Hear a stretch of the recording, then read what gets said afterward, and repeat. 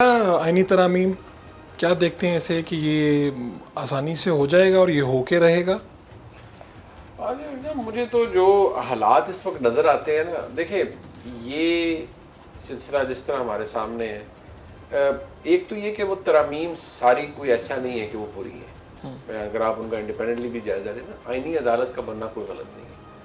اسی طرح کچھ اور معاملات ہیں، ججز کی اکاؤنٹیبلٹی، ججز کی اپوائنٹمنٹ کے حوالے سے قانون میں تبدیل ہونا، 63A کے ساتھ بڑا غلط بندیال صاحب کر کے گئے، اس کا درست ہونا، کچھ چیزوں کا یہ بالکل نیڈ آف دی آر، یہ تو بالکل اچھی ترامیم ہے۔ اسی طرح جو ملٹری کورٹس کا ہے، ہم اسے صرف ایک زاویہ سے دیکھتے ہیں کہ وہ عمران خان صاحب یا وہ اور وہ ایک ہے، ڈومینیٹ بھی اس وقت وہی زاویہ کر رہے ہیں۔ لیکن جب آپ دوسرا موقف لیتے ہیں جو کہ اسینشلی پاکستان کی اسٹیبلشمنٹ کا ہے، وہ یہ ہے کہ نہیں چند اور معاملات کے اندر بھی پاکستان کی اندر ایک فوجی کورٹس کا جو ہے وہ ایک ہونا چاہیے ایک میکنزم کہ جہاں پر آپ کو ایسے کیسز ہوں جن کے اندر آپ کو بڑا سپیڈی اور اس طرح کا ٹرائل کرنا ہے تو وہ کریں۔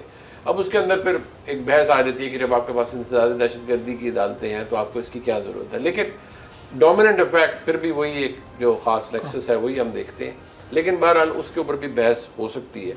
لیکن مجھے جہاں تک یہ جو آپ کا سوال ہے کہ یہ ہو پائے گا، دیکھیں ابھی تک تو حکومت ایڑی چوٹی کا زور لگائے گی، اور حکومت کو شاید انتظار اس بات کا بھی ہے کہ جو 63A کا فیصلہ ہوگا ریویو کا، ان کو بڑی امیدیں ہیں کہ یہ فیصلہ اوریجنل فیصلے کو اوور ٹرن کر دے گا، اور جب ہوگا تو اس سے بڑا فرق آئے گا اور بہت سے لوگ اگینسٹ پارٹی لائن بھی جا کر ووٹ کر پائیں گے۔ اس سے ایک ماحول بن جائے گا، اور پھر وہ ہوگا، اور شاید مولانا صاحب کو بھی کچھ تھوڑا وہ بھی تھوڑی ان کی ایشو، ان کے اندر جو گفتگو ہے اس میں تھوڑی فلیکسیبلٹی آئی ہے کچھ معاملات کے اوپر، تو لگ اس وقت یہی رہا ہے کہ یہ ترامیم پاس ہو جائیں گی۔ یہ میں آپ کو بالکل وثوق سے کہہ سکتا ہوں بحیثیت ایک صحافی، اور یہ خبر ہے کہ یہ تیاری پوری ہے، اور ایسا نہیں ہے کہ اس کو ابینڈن کیا گیا ہے، نہیں، یہ بالکل لانی ہے، اور اکتوبر کے پہلے 10-12 دنوں کے اندر یہ ہو کر نہیں بالکل، مطلب اس میں کوئی ابھی ابہام والی بات نہیں۔ تو اگر یہ آئینی عدالت کو دیکھیں، اس پہ تو اب بلاول صاحب کا بھی بڑا سٹانس آیا، کلیئرٹی سے آیا، تو آپ اس کو کیا سمجھتے ہیں، اس کی ضرورت موجود ہے، ہونی چاہیے؟ دیکھیے آئینی عدالت کا ہونا بالکل غلط نہیں ہے۔ آئینی عدالت ہمارے ملک میں، دیکھیں میں تو اس پہ لکھ بھی چکا ہوں، ہمارے ملک میں جو جج صاحبان ہیں نا، یہ بھی انہوں نے بھی بڑا ظلم کیا ہے، اور یہ جو اس کی لیٹسٹ مثال تھی وہ افتخار چودھری صاحب کا دور تھا، جس میں وہ میں کہتا تھا JHQ بن چکا ہے، JHQ فوج والا تھا، یہ JHQ بن گیا تھا جوڈیشل ہیڈ کوارٹرز۔ اور اس وقت خیر مسلم لیگ نون کیونکہ افتخار چودھری صاحب کے وقت میں سیاست ساتھ بیٹھ کے کرتی تھی، تو وہ ساروں کو پتہ لگ گیا جی کہ کیا کس طرح سے کیا، لیکن وہ بعد میں ان کے گلے بھی پڑی جو سپریم کورٹ کے ساتھ مل کے یا ججز کو ساتھ ملا کے جو سیاست یہ کرتے رہے۔ اب باٹم لائن یہ ہے کہ کانسٹیٹیوشنل کورٹ میں پرابلم کوئی نہیں ہے، بننی چاہیے، اور مجھے لگتا ہے کہ ججز کی اپوائنٹمنٹ کے حوالے سے ضرور اس میں ہے کہ جی وہ پرائم منسٹر کیوں اپوائنٹ کرے یا پریزیڈنٹ کیوں اپوائنٹ کرے on advice of the prime minister, وہ کچھ چیزیں ہیں جن کی نوک پلک درست ہو سکتی ہے، لیکن جو کانسیپٹ ہے وہ ٹھیک ہے، وہ ٹھیک ہے۔ تو دنیا میں ممالک میں ہوتی ہے، مختلف بالکل ہوتی ہے، کانسٹیٹیوشنل کورٹس ہوتی ہیں۔ ججز کو اپوائنٹ کرنے کا طریقہ کار کیا ہے؟ دیکھیں نارملی تو ایک اور میں آپ کو بتاؤں جو ہمارے ملک میں ججوں کو ہمیشہ بڑی تکلیف رہی ہے، وہ ہے پارلیمنٹری اوور سائٹ آن دا ججز۔ افتخار چودھری صاحب کے وقت میں جب وہ تھے 18ویں آئینی ترمیم منظور ہوئی، 18ویں آئینی ترمیم بڑا بہترین مسودہ تھا، اسے یہ سپریم کورٹ میں لے گئے، جو بھی لوگ تھے اور جج صاحبان کے پاس لے گئے، بندوق کی نوک پر انہوں نے 19ویں ترمیم کروائی، صرف اس لیے کہ پارلیمانی کمیٹی کے پاس بڑا اختیار تھا 18ویں ترمیم کے اندر، اس کو ختم کرنا تھا، اور انہوں نے اپنی مرضی کے طریقہ کار کرنا تھا۔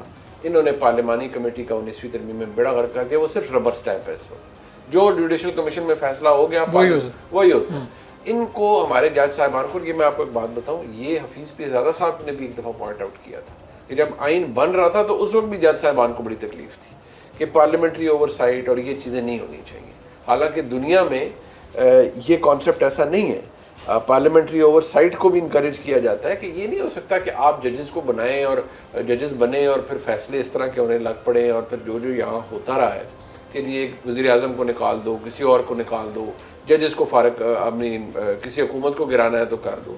ہمارے ملک میں ججز نے بھی کون سے کو دودھ کے دھلے میں ہیں، آپ ماضی دیکھ لیں، سب کو اتنا داغدار ماضی ہے، ذاتی پسند ناپسند، ذاتی مفاد کے لیے. اگر ہم یہ کہتے ہیں کہ ملک کی اسٹیبلشمنٹ نے بیڑا غرق کیا ہے، تو اسٹیبلشمنٹ کی بی ٹیم تو پاکستان کی جوڈیشل ہیرارکی تھی، اس کے اندر تھے، پہلے بھی لوگ تھے، آج بھی لوگ. یہ سیاسی منظر نامے پہ آئے ہیں تو کیا دیکھتے ہیں آپ؟ تحریک انصاف جلسے کر کے کوئی پریشر کر پائی؟ دیکھیں مسئلہ یہ ہے کہ ہمارے بہت سے دوست ایسے ہیں جو اس کو مس ریڈ کر رہے ہیں ساری چیزیں. تحریک انصاف کا سسٹم میں نا یہ جگہ ضرور ہے، اور یہ کیونکہ جب وہ الیکشن بھی ہوا اور اس کے بعد جو ہوا الیکشن تو متنازع الیکشن تھا ہمارا 2024 کا بھی، لیکن چلے ان کے پاس خیبر پختونخوا کی حکومت ہے، گنڈا پور صاحب جیسی شخصیت وزیر اعلیٰ ہیں. پہلے جلسے جلسے نہیں ہو رہے تھے، اب چھوٹے موٹے جلسے کرنے کی اجازت اب انہیں نہیں مل رہی. کچھ لوگوں کا خیال ہے کہ یہ کوئی رستہ کھلا ہوا ہے اسٹیبلشمنٹ کے ساتھ جس کی وجہ سے یہ سب کچھ ہو رہا ہے. حقیقت میں یہ مس ریڈنگ آف دی ہے، بہت بڑی غلط فہمی ہے بہت سے دوستوں کی. دیکھیے فوج کی جو پالیسی ہے ویزاوی عمران خان، وہ 2022 سے لے کر دسمبر سے لے کر آج تک ایک جیسی ہے، کوئی تبدیلی نہیں ہے اس میں کوئی تبدیلی نہیں ہے، صرف سختی ہے. پالیسی شفٹ ہوتی ہے، تبدیل بھی ہو جاتی ہے. جب فوج کے اندر قیادت تبدیل ہوتی ہے، چینج آف گارڈ ہوتا ہے.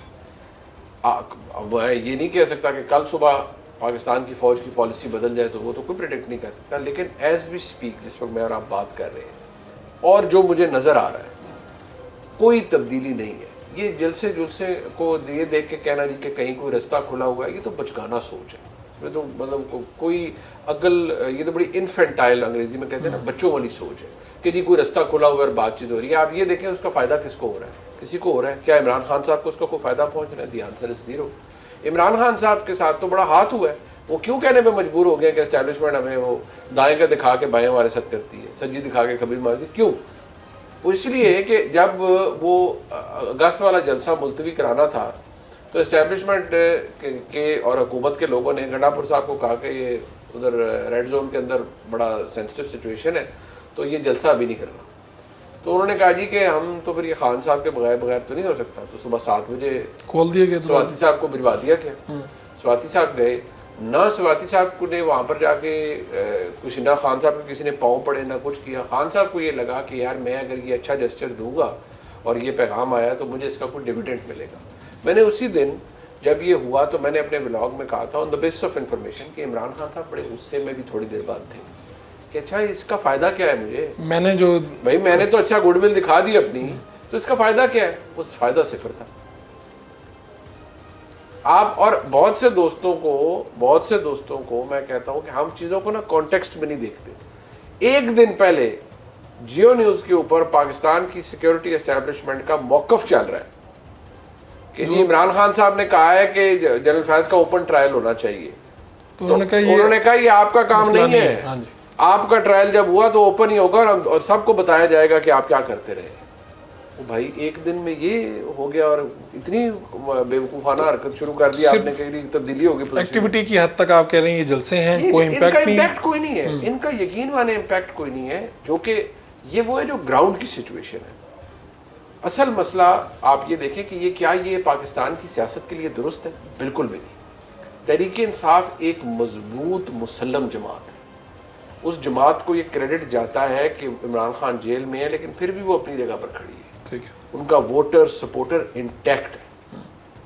وہ ہمارے پاس کیا ٹیسٹمنٹ ہوتا ہے کہ کسی جماعت کا ووٹر سپورٹر تو بھائی اس نے الیکشن جیتا ہے یا اس کو الیکشن میں اتنے ووٹ پڑے، یہ سب کچھ ہوا ہے اور برے حالات میں بھی لوگوں نے ان کو ووٹ دیے. یہ بہت بڑی بات ہے. زیر عطاب جماعت تھی پھر بھی ووٹ دی. جیسے پی ایم ایل این 2018 میں زیر عطاب جماعت تھی، ووٹ ملے لیکن اب وہ اتنی بھی ان کے ساتھ وہ نہیں ہوا تھا جو تحریک انصاف کے ساتھ ہوا. لیکن پھر آرگومنٹ یہ ہے کہ فلپ سائڈ اس کی ہے کہ تحریک انصاف انہوں نے وہ نہیں کیا تھا جو عمران خان صاحب نے کیا.